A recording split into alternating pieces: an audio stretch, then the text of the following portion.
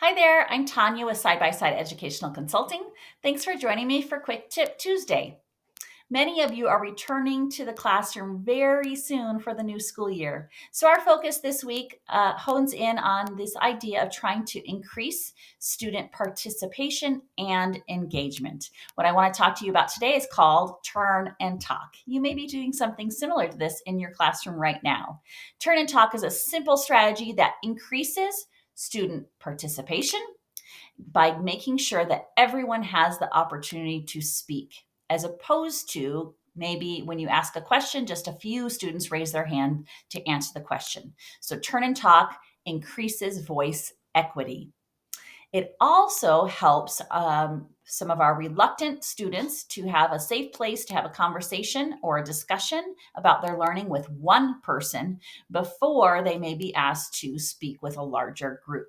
So it gives them a little bit of rehearsal time.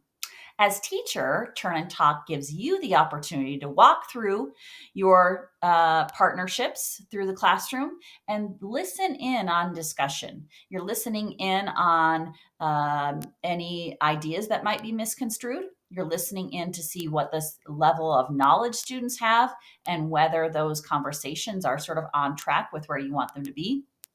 You also may be listening for a really high quality discussion that you want to highlight with the whole group, if you want to bring that back to the whole group. So it can be a really, really effective strategy. But in order for it to be really effective, we have to make it into a routine. That is habit and with practice.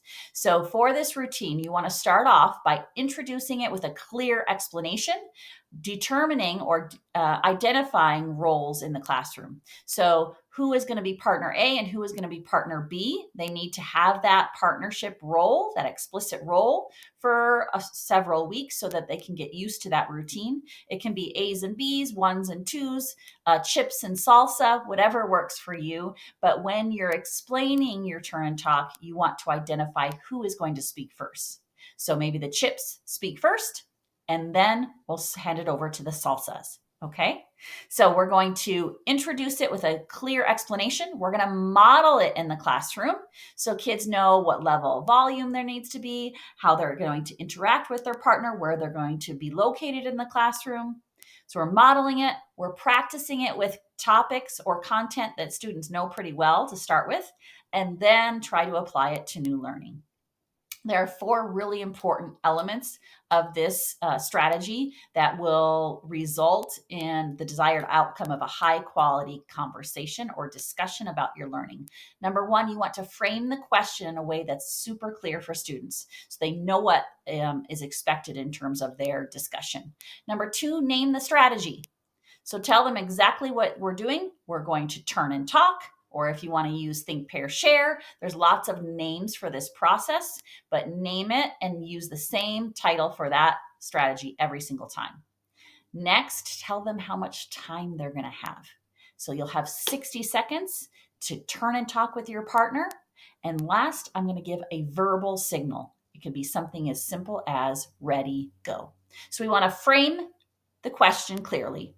We want to name the strategy, give them the amount of time that they're going to have for their discussion, and then that verbal signal, ready, go, or everyone begin.